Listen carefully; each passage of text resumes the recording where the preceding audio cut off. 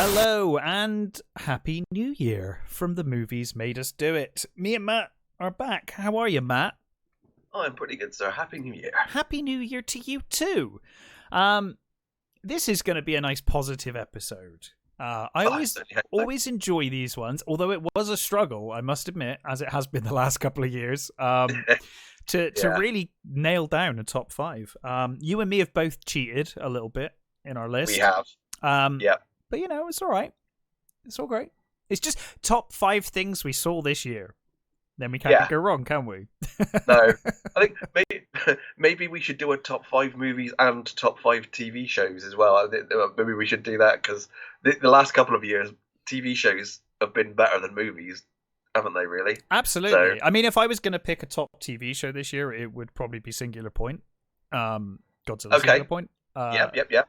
But your one, I've not finished it yet. Shame. But we'll get to shame. it. We'll get to it. But what I've seen of it, I think, is amazing. So I'm all with you. But so it's going to be our top five films / things we saw this year, and I think we both share the same number five because it wasn't going to be my number five. It kind of was, and then it wasn't. It was in and it was out, and then when you mentioned it earlier, I was like, oh, do you know what? Yeah, number five. So I think we're both Godzilla versus Kong. We are, yeah. What a load of fun this movie was. That's exactly it. That's why I picked it for number five, because, you know, there were problems with it, but overall, I spent most of it with a big smile on my face. I did too. And that's a good thing for a movie, you know? They went full-on Showa-era silly with this one. And my issues with the continuity is the main problem I had with it, really, is that it doesn't feel like it gels particularly well with King of the Monsters in some ways. Like, the technological jump between those two movies is insane. But I love it. I mean, I'm a huge Godzilla fan anyway, obviously, so I'm kind of biased in that way. But I had pure joy watching this movie. Absolutely. And it came at a time, you know, it was like, oh, the world's just awful. And it's just fun to watch something, you know, brainless and you know, it was great fun. It did. It came along just at the right moment. I think they thankfully they released it, you know, to home video and as it were, and it was just such a bloody joy. It really was. Really was. I mean, they did Godzilla. And maybe in other years it might not have had a looking. I don't know, but no, and maybe not. There were a few films like Greenland was a potential number five for me. Nobody was a potential number five. Nobody was a potential number five for me as well. Because again, a movie that was just pure fucking joy to watch. Absolute fun, yeah. But you know, I think, you know, they did Godzilla a little dirty in this movie, but they did concentrate too much on Kong. Well, and they also made Godzilla to be more of almost like a dumb lizard in this, rather than the more kind of intelligent creature that he usually is. But it was fine. It was absolutely fine. And I loved Kong in the leading role. Kong was fantastic in this movie. Yeah. I mean, the personality they've given him, like every little twitch and you know, nuance he's got is all amazing. And his interactions with Gia as well. His interactions with Gia, absolutely, that probably saved this movie, to be honest, if it wasn't for Gia. The most adorable little girl, and it's. I think that's my gripe with the movie, is that the Millie Bobby Brown we could have do away with it all. They could have, exactly. They could have got rid of half of that and just made it, you know, with her, and made it all about Rebecca Hall and what is her name? Kaylee Huttle. Yes. Just made it about those two, because they were amazing. They were really, really. I mean, the idea that this little girl talks to Kong was just brilliant. Yeah, and it's the kind of thing that on paper you're like, oh, Kong talking, like I'm really. But when you see the execution, it works really well, and I love that. You know, there's certain parts of that movie that I really love, and one of my favorite scenes my favorite ideas in the movie is that he's picked up sign language from them. He's just not shown them because he doesn't trust them. It's like he's learned it. He understands it. He just refuses to show it. But yeah, what an absolute joy of a movie. And to be honest, in the middle of the movie, it kind of becomes like a prog rock album cover, and it is just like the most amazing, some of the most awesome visuals in that movie, right in the middle. And the Hollow Earth stuff is gorgeous. The Hollow Earth stuff is amazing. Yeah. It's like, it's just pure joy. Yeah. I mean, and that's coming from it's good that it's so well, because it could have easily been a horrible CG mess. For sure. It could have just fallen short of what it is. And I think it does such a great job. Everything looks beautiful. The CG is fantastic. All of the monsters are great. I have some sort of little niggles about the design of Mechagodzilla, but dude, I still like it. It's still really, really good. Did I tell you? I don't know if I told you. My friend for my birthday got me the art of Godzilla vs. Kong. It's a great book. But one of the most tragic things in there is it takes you through, because I've got the King of the Monsters one as well, which is fantastic. And each book, because it's the art of, they take you through the different designs and the different stages of designs for the monsters. That's always a bad idea. Dude, every design they had for Mechagodzilla was better than the one they used. Every one of them.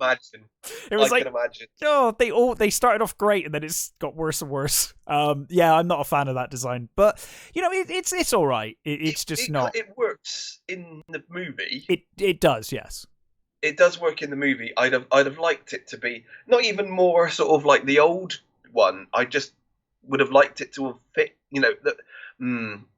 Look less like it was made of Meccano. Let's put it that way. Yeah, I would have gone for like the Tokyo SOS Millennium style looking, because that kind of is like a happy medium between the two. You could just make it a little more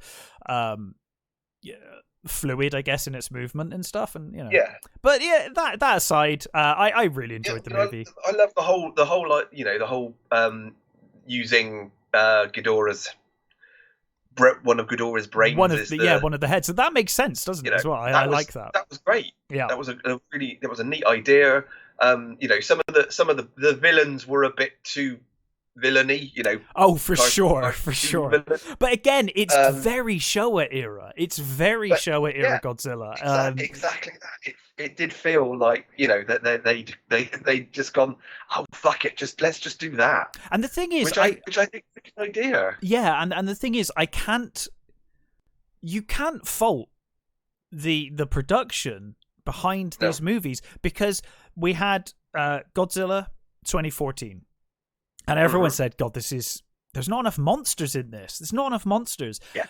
The next movie, King of the Monsters, loads of monsters. They had like the big three, right? It was fantastic. They did all of that. Then it was, but that movie's too dark. So in this one, daytime, or it's in a neon city where you can clearly see everyone. They really have listened to people every step of the way. And you've got to respect, a production that moves with its audience and gives its audience what it wants. Absolutely. Yeah.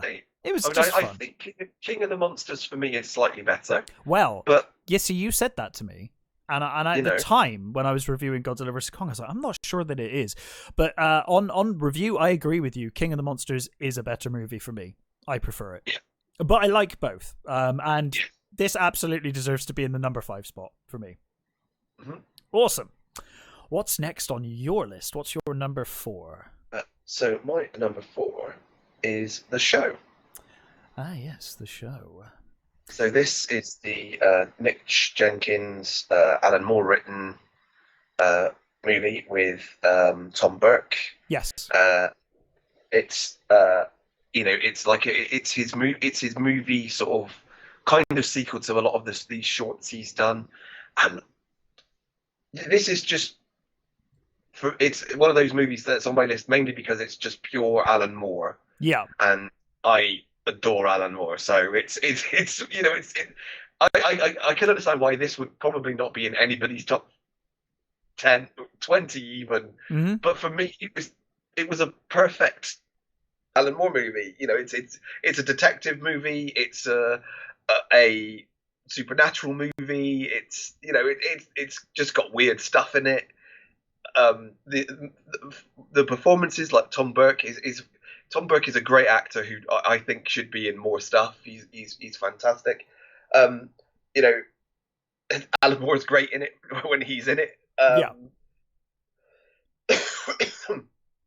The small roles are really cool. It's just really sort of weird, fun. You know, there is like I said in the review. There are little bits where he goes to the main character is this assassin who he kills people with a slingshot, and it wasn't until the end. I think I know I said this at the end of the review. It wasn't until the very end of the movie that I figured out that he's got spiky black hair and he wears a black and red jumper and he kills people with a slingshot. Of course, he's called Dennis, for fuck's sake. Brilliant. Of course he's Dennis the Menace. Yeah. You know, that's like so Alan Moore. That is, that's what he does. He takes these characters and does fucking weird things with them. It was just hilarious. And he goes to sort of a detective agency run by two kids. And the minute he walks through the door, it becomes a black and white noir movie. You Brilliant. know? Yeah. It's just, for me, it appealed to my love of Moore and my love of weird and I think you either, you're either an Alan Moore fan or you're not. And I think if you are, I haven't seen this movie yet, but I intend to, and it looks very much like you said. I've seen the trailer. It's an Alan Moore movie. Yeah, exactly. If that's what you want, that's what you're gonna get. So, Yeah. I can't say much more other than that. It's just, like if exactly that. If you're an Alan Moore fan, you can't go wrong. No, absolutely. Pure Alan Moore. If you hate Alan Moore, then I would run far away from TV because you're not going to be happy at all remotely. No. Yeah. Well, on to my number 4, which will be a very quick review as well, because I reviewed it last time. So Antlers is my number 4 pick. I had a feeling that was going to get on your list. Yes, it did. It was a very late edition, not as late as my it's not as late as some of them on this list, mind you. Yeah, I didn't get around to seeing it, and I imagine it might have made mine if I'd have seen it. I'm very curious to see what you think of it once you've seen it. Directed by Scott Cooper, and based on The Quiet Boy, which I have not read. It's I went through this kind of in detail in the last last Movies Made Us Do It episode, so the one before Scrooged, so check that out. But effectively it's a horror movie about effectively a Wendigo, but it has some tremendous I don't think there's a bad performance in this entire film in terms of acting. Jeremy T. Thomas is astounding, and I hope that he goes on and continues to have a career making films, because as a child actor he is superb in this film. I genuinely think the mix of practical and CG is done superbly well for the most part. I think it looks incredible. The design is incredible. It does have a kind of Del Toro-ish feel. It's kind of produced by his company, I think. But yeah, absolutely. But yeah, overall, you can kind of see that in the trailers. It does look very Del Toro. I think a lot of people thought that this was a Del Toro movie, to be honest. Because the trailer was very big on like produced by Del Toro. It's like okay, I think it's like they do that quite often with like Spielberg, where they'll be like produced by Steven Spielberg, but it'll be produced will be in small writing, and Steven Spielberg will be huge. It's one of those double-edged swords. It's one of those. Yeah. It helps brings people in, but it also makes people think that it's by them. Yeah, absolutely. But yeah, I absolutely love Antlers. If you want the full review, it's like 2 episodes back. But yeah, fantastic film, and an easy shoe-in for number 4 for me. What's your number 3? My number 3 is similar to what you said was reviewed last week. Yeah. Unforgivable, a film that, to my shame, I still haven't watched. I knew there was a film the other day. I was thinking there's a film I know I'm meant to be watching, and I just haven't watched it. So I really need to check this film out. Yeah, Norrell Finkelstadt, I think is how you pronounce that. Directed. Sandra Bullock, Vincent D'Onofrio, Viola Davis. What I mean, the cast list alone is just a joy, to list off. Yeah. And genuinely, I think one of Sandra Bullock's finest performances. Now that to me is really high praise, because I really do rate Sandra Bullock as an actress. Same. So saying that is quite incredible. And I mean, she's one of those actresses that I think doesn't get the chance to do a lot of movies like this, because I think people think of her as like, Speed and like, Demolition Man, like they kind of think of her as that kind of cheesy 90s. And she's done a lot of comedy, so I think the she's surprisingly good at comedy. Actually, she's pretty good. But she can do these amazing dramatic performances. Absolutely, and this is one of her finest. It really did keep me hooked, and it might be over melodramatic at times, and it's not an easy watch. But it's a brilliant, like moody piece about sort of redemption and sort of family. It's just an amazing movie. I really, really love it. I think I highly encourage people to see it, because I think if you can stomach it at times, but what a amazing movie. I really, really loved it. So yeah, Unforgivable is that's my number 3. Was Unforgivable a Netflix film, or did they just get the rights to it? I don't know. Okay. My guess is it might have not started that way. Right, sure. Because it feels like this year Netflix have kind of stepped up their game a bit in terms of their movies. They've done a few really good movies this year where I've been like, actually, this is actually a genuinely good movie. So it made me wonder. Yeah, but I don't know whether that is a case of those movies were actually theirs, or whether they just got the exclusive rights to them. They just got the distribution. I feel like the streaming platforms obviously have benefited massively from the pandemic, and I think a lot of these movies that were in like release hell have been like, oh, it's a Netflix film now. It's like, wasn't though, was it? You just come along and swooped it up because no one else is going to be able to show it in the cinema. But I suppose at least they got seen. Absolutely, and I'm all for it. I mean, I've been stuck at home for 2 years, so it's fantastic to have all of this entertainment. We kind of all bloody have, haven't we? I mean, we've all had to. I mean, that's an exaggeration, obviously. I during lockdowns and stuff, but I have gone out, but not very much. There's not much going on, and it's not not the time to be hanging around in massive crowds. So it's nice to be able to watch a few good films of an evening or a series. So yeah, awesome stuff. So my number 3, I can't count. My number 3. Your number 3 is June. Okay. Which I know you weren't as wowed by June as I was. I thoroughly enjoyed Villeneuve's Dune. It's missing stuff from the books. I wasn't expecting it to have everything. I think the most surprising thing is the length of the film. The fact that it's only half of the book and they still managed to miss stuff out is kind of surprising. But I thought the performances for the most part were fantastic. Yeah, wonderful. Yeah. I thought visually, I loved the visual style of this film. I loved the sense of scale in a lot of the shots. And I know you disagreed on that as well, actually, I think in some shots, because you were like, not very... For me, I didn't like the designs. I thought they were very bland. Yeah, I quite liked the designs. I can see your point, though. I can certainly see your point with it. But I quite liked the designs, and I loved the sense of scale. It kind of took me back to... those kind of wonderful shots in Alien where you see the vastness of space, and these huge ships are actually just tiny in the vastness of space.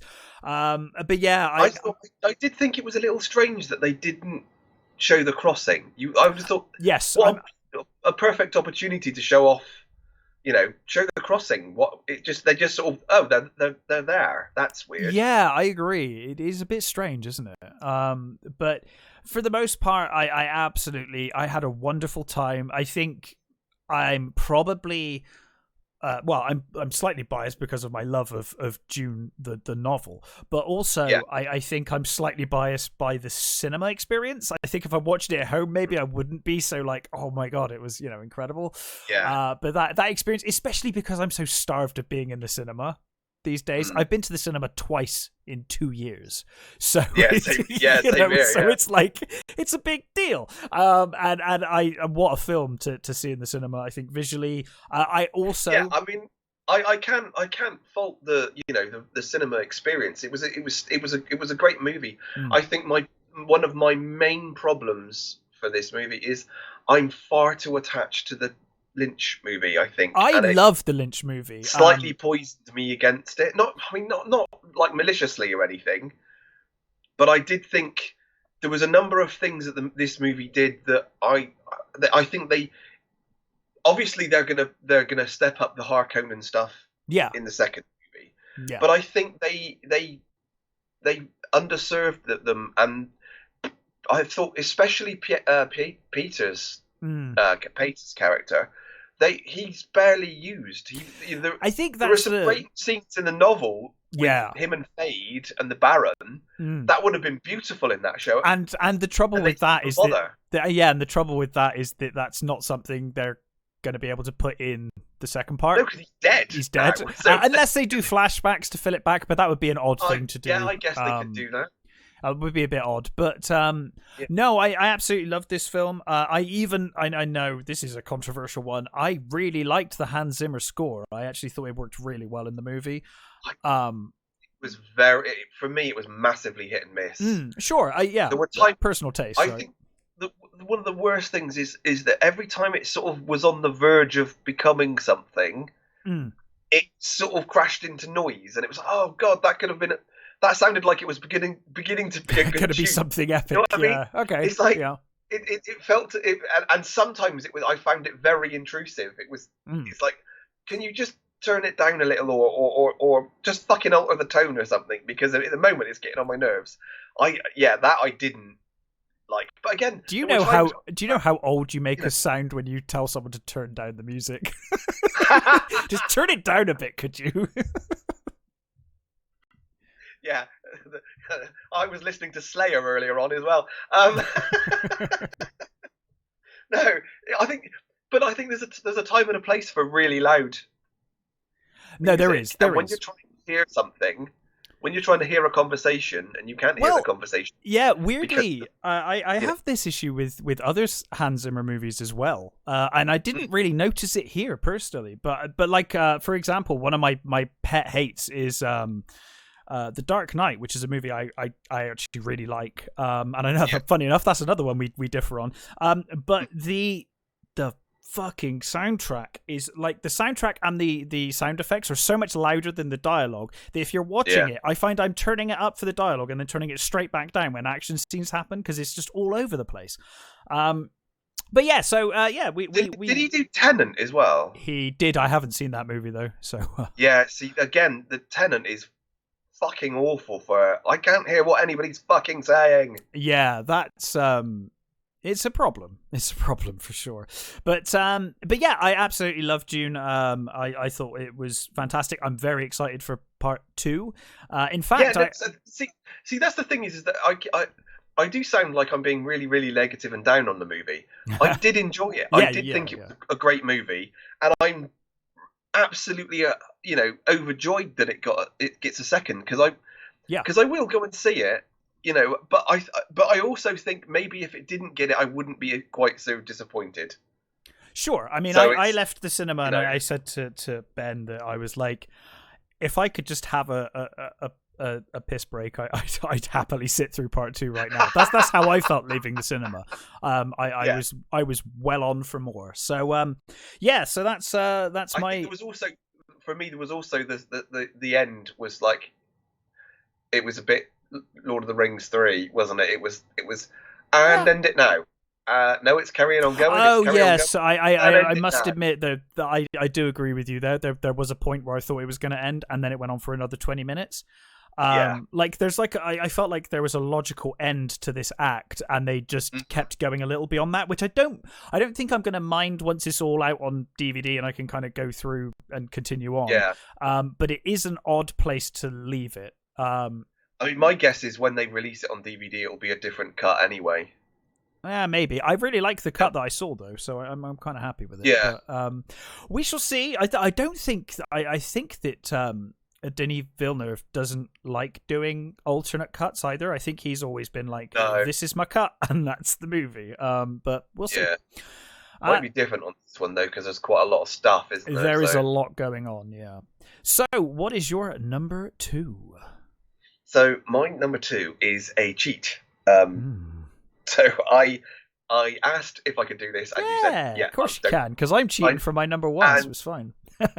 So my number 2 is Arcane. Arcane, which is based on a game that none of us have played. Exactly, yeah, and probably never will. I love this series so fucking much. I genuinely think it's the best thing I saw all year. Well, it's from what I've seen of it, and I've only seen a couple of episodes, I absolutely love what I've seen so far. I think the world building in this show is incredible. Yeah, it's amazing. And what a bunch of likable characters that we're following. Yeah. You know, I genuinely think it's fantastic what I've seen of it. I mean, the thing is that you haven't seen the best stuff yet. Oh no, I'm sure. Yeah, I'm sure it gets better. So you know, I'm gonna try not to spoil it for you. Mm-hmm. But the journey of certain characters, it's Powder and Vi. They're the two pillars that this series is founded on. Sure. Those two characters are fucking amazing. Mm-hmm. What happens to them, what they go through, and how they evolve. It's beautifully written. It's fucking. I honestly, I cannot say enough how much I love those two characters. That what happens and the way, and even the bad guys. The character of Silco, who is, when you sort of first meet him, he's just an evil fuck. Yeah. You see, they show you why he's an evil fuck. They show you what he's trying to do.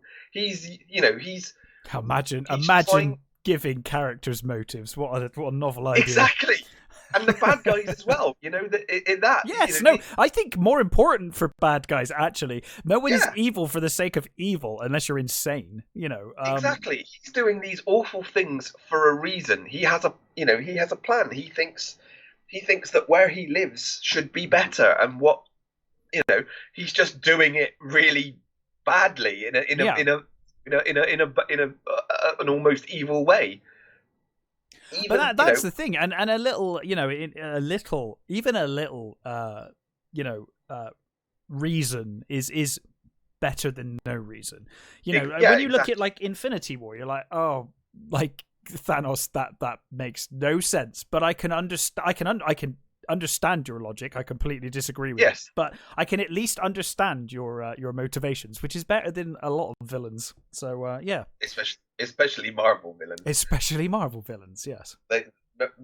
Marvel really does have a problem with its villains, but it really does, which is why I've always said Magneto best villain in Marvel. Yeah. Because he's the one with the backstory that I understand and I can relate to and be like, well, not relate to, but you know what I mean. I can understand with everything he's been through, way he's been treated in the past, why he wouldn't allow his current group of people to be treated that way. It makes perfect sense. He has a purpose.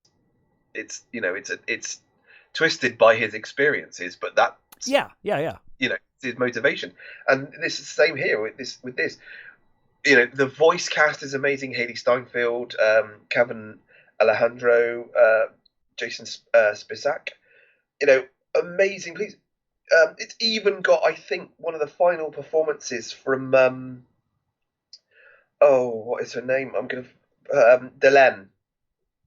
Mira Furlan.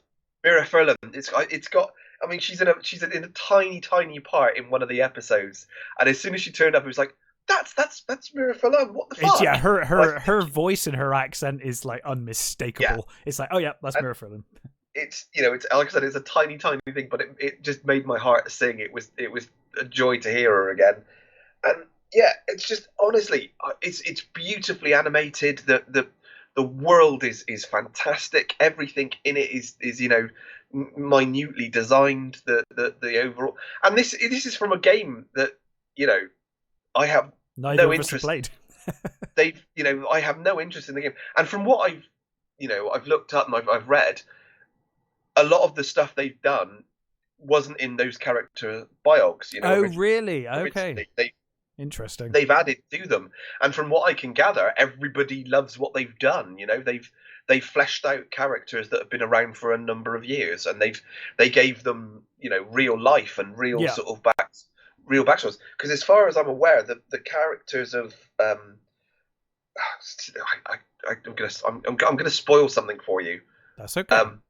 The character of Vi and Jinx were never linked. They were were not sisters. Okay. So I think that's a thing that they did for this show. See, if even the fans don't mind that change, that's a big deal. No, that's like, exactly. That's it. They've done such a good job. Yeah. That when the fans are like, oh, that makes sense. Why wouldn't it be like that? Then you're doing a fucking good job. Exactly. Yeah. You're doing it right. You're doing it right. It's probably the best thing I've seen on Netflix, and I mean, and that puts it for me right up there with Castlevania. Yeah, I mean, Castlevania is what a show. Yeah, exactly. Show. And this is right up there with that. It's everything about it is just great. It's gorgeous. It's just so well written. Every sort of, and fucking heartbreaking at times. When you see, I'm not going to spoil it again too much, but when you see certain things happen to certain characters, and the little bits of dialogue that go with that. There's especially Jinx. What happens to Jinx at the end, and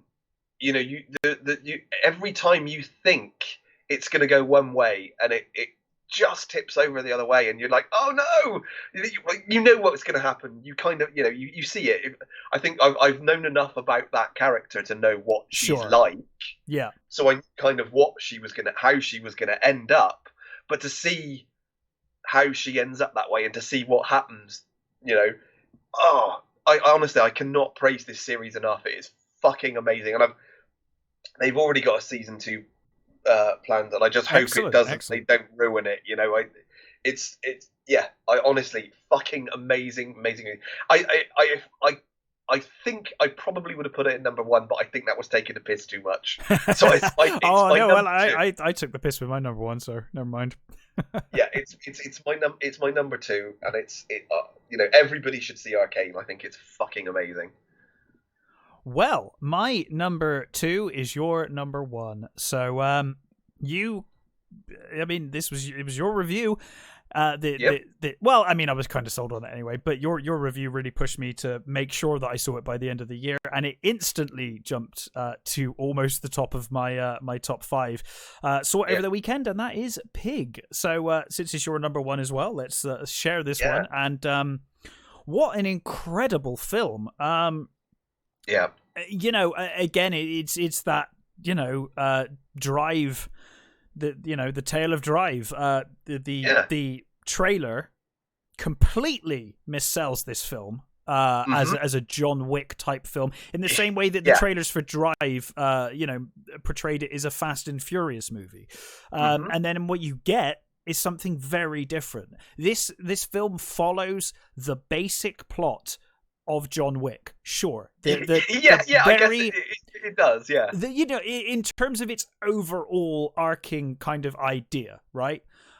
Hits a lot of the major beats anyway. But a lonely guy living with his pet, and something happens to the pet, and he goes off to look for pet, sort of thing. But what we end up with is this incredible study of grief, and it's a very small, intimate, incredibly well executed film. Yeah. And this is one of the few times where I will say, despite how missold this film was, I'm really glad it was, because when you see it and you kind of go in blind like that, my God, this film is amazing. I think the problem with the mis-selling is it's exactly what happened with Drive, though. People are going to go see it expecting kick-ass stuff. Sure. And car chases and stuff, and they're going to be disappointed. I would have. And they won't give the film, it's due because of what it is. Which is a shame. Well, if it wasn't for your review, I would have gone into this film assuming that it was John Wick, but about a pig. But I tell you what, as I did with Drive, I went to see Drive with my dad. And it was like, oh, we'll just go see this silly Fast and Furious type movie. Could be a laugh, nothing better on this week. And we were blown away by how great Drive was. We were like, oh, it's an actual, I don't want to say an actual film. I sound like an asshole, but you know what I mean. Yeah, I mean, I luckily heard enough people saying, no, it's not that at all. Don't go in watching expecting that. Yeah. And I was like, no, I need to see this movie then, because exactly. And it really is. It's a great movie. And Pig is exactly that. It really is. There are so many fantastic, and this just proves to, if everybody says, oh, Nicolas Cage is just, oh, wow, and stuff, and it's like, he hasn't been like that for so long. See this movie, because this movie is him acting his fucking ass off. You're talking about 90s Nicolas Cage when you're doing it, and he still does that in occasional movies. Like, I mean, Mandy was basically him being Nicolas Cage. But in a I want to say a subtle way. No, it's in a film that suits it. That's the thing. There are reasons why he's like that in that movie. That he becomes. He is acting. This might be his finest performance. Like I'm thinking, and it's up there anyway. I mean, leaving Las Vegas. Yeah, I was thinking that's like kind of the one that might. But this is what an incredible film. And it's just full of these beautiful, quiet moments with just the characters sort of sat talking. Yeah, absolutely. And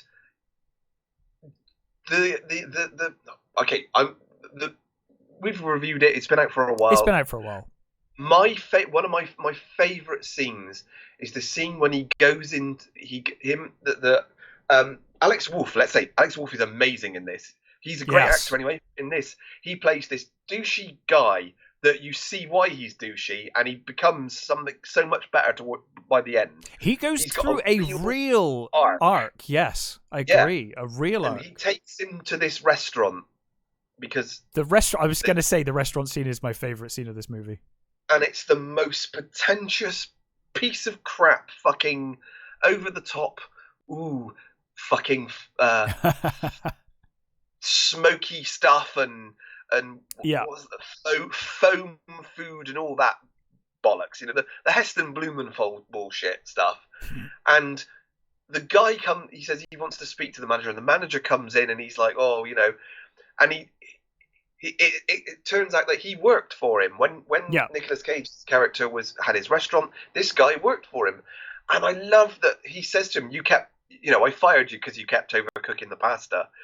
And he sort of, he's a bit bullshit at first, and he's like, he just reduces him to like nothing by the end. He's like, and he just says to him, this is all bullshit.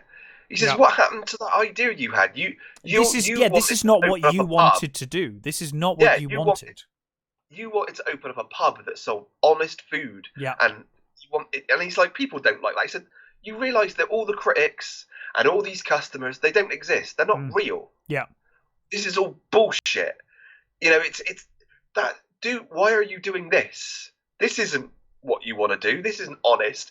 And this guy, you can just see how quickly he goes from being this fucking, overbearing sort of snobby to this sort of like, he's reduced to sort of like the teenager that he must have been when he was working for his character. When he was working for Rob.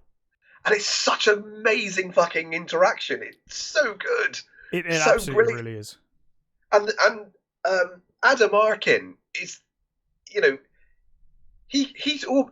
It's at times he's almost pantomime villain, and then it shows you why he's a pantomime villain, and why you know, and when Rob says to you know to Amir, just get this and this, get this list, you know, and he recreates the meal because he remembers every meal he's ever cooked and every person he's ever cooked for. Yeah. What a fucking idea! It's incredible. What a brilliant thing to do, and it's so, and you know, when not to spoil it too much, but when what happens and transpires, what happens when he finds out, it's, you know, and you find out that it's not about the pig. It's not about about his wife and his grief and that he hasn't moved on. No, you know, all this stuff. By the end, all this stuff has helped him move on.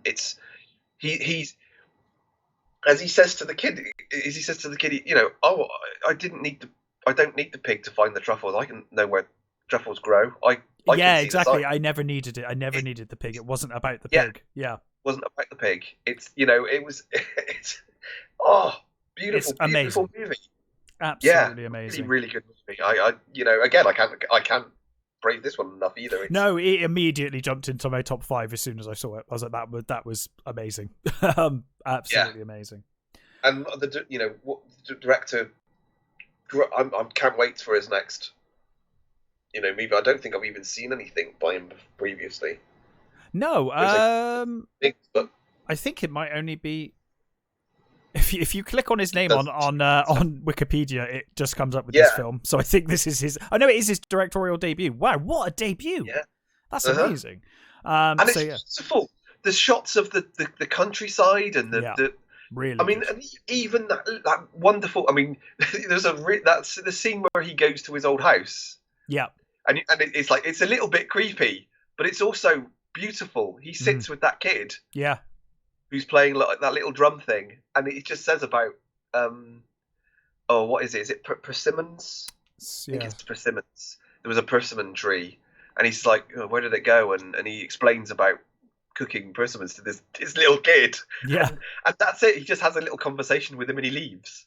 Yeah, so beautifully shot. It's incredible. You know, it really is incredible. There's so many little scenes. I mean, there's one scene which is a bit sort of Fight Clubby at one point. Yeah. And that's the only scene that I think warrants people comparing it to John Wick or something. And it's a very short scene as well. It's not very exactly, long. And it's not even about the violence. It's about, absolutely, you know, doing whatever you can for what you need, where you need to go and what you need to get done.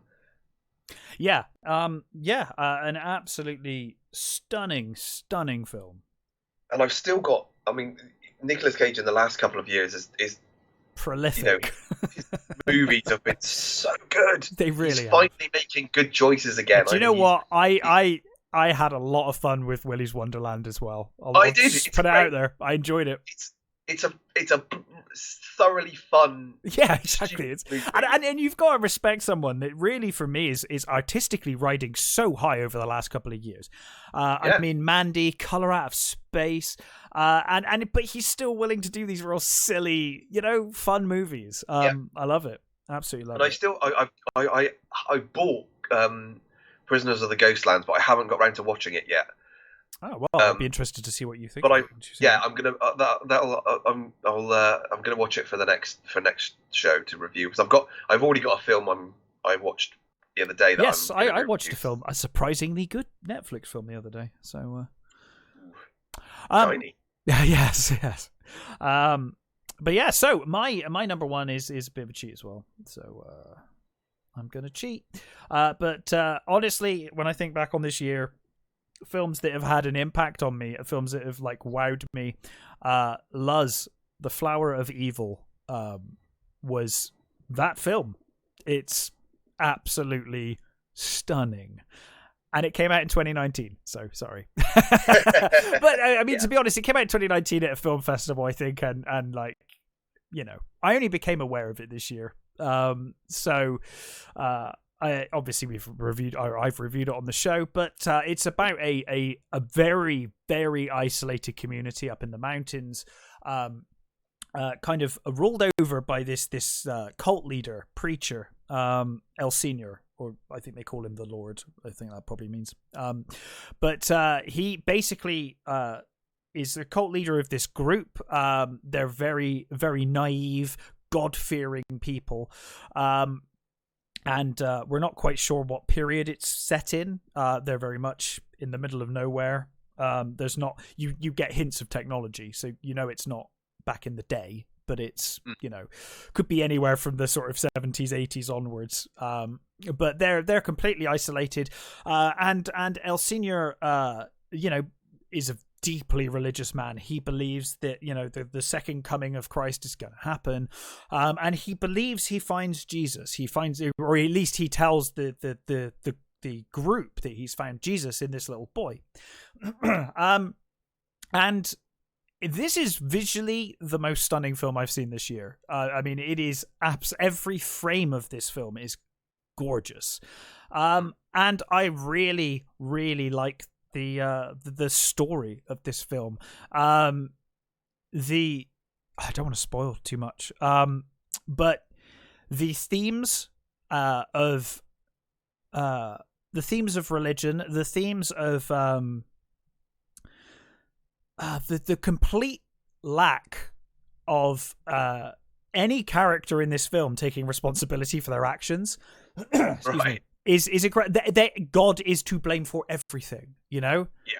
At the end of this movie, El Senior is screaming to God, you know, why have you done this to me? You know, and we're watching the movie and you're like, you did this. You did this. But they still, you know, everything. It's all on God and God's decision. God's done this, God's done that.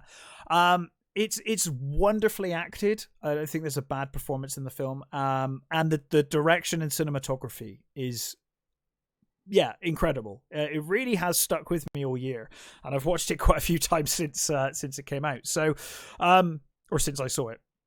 So yeah, for me, Luz is my number one, but Pig is a damned close second. Yeah. So yeah, I still haven't gone to seeing that. It's one of those ones that I after your review of it, I really did want to see it. I just never got round to it. I really want to know what you think of it at some point. Yeah, I'm gonna have to watch it soon. If you ever if we ever meet in person again, I'll give it to you on DVD and you can watch it. But yeah, so that was our top 5 films and or / TV of this last year. And it was, you know, we're in this slim period, but yeah, there's been a lot of good this year. A lot of good. Yeah, I mean, you know, last Night in Soho nearly made my list. Yeah. She Dies Tomorrow nearly made my list. There was a few movies that, like you said, Greenland. I'd completely forgotten about Greenland. I really enjoyed Greenland. You know, that was such a surprise. And to be honest, I was tempted to put The Green Knight in as well. That could have been my number 5. There were so many films it could have been my number 5. You know. Yeah. So yeah, a lot of good in there this last year. Yeah, there was stuff to see. There was some nice things to be seen. So it wasn't a complete disaster. You know, there was genuinely brilliant stuff released. Well, Matt, we have broken with tradition for this New Year special, obviously, because normally we do a deep dive into a movie review, and then we do our what we've watched review. So what are we going to do next week? Do we do a movie or do we do reviews? Because we've probably watched stuff over Christmas as well. So yeah, I think next week's probably a review, isn't it? Just normal reviews to catch us up with the Christmas period, because I've seen a few films. I'm sure you have too. Obviously, I don't need to review Pig now, but. No. I did. I watched. I won't say actually. We'll wait until next week. You can wait until next week and find out what we watched. But anyway, everybody, I hope you had a great Christmas and New Year, and we'll Well, back for another year. Let's see what this year has to offer. I've seen a couple of things that look promising this year. So, and for the record, haven't seen Ghostbusters, haven't seen Spider-Man, so those can't be in my list because I haven't seen them yet. I'm hoping to watch Ghostbusters soon though, because it looks same great. here. Yeah. But yes, in any case, take care, stay safe, and we'll catch you next time.